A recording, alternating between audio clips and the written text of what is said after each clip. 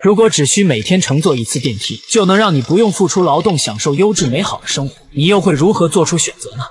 What？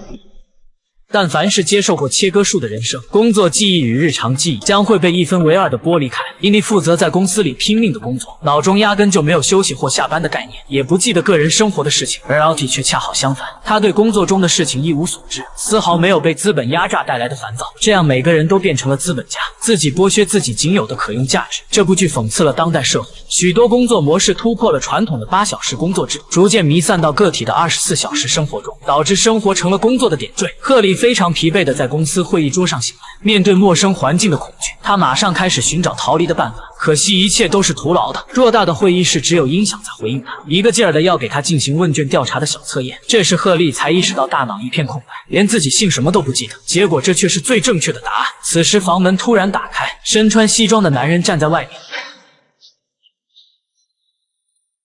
That's a perfect score.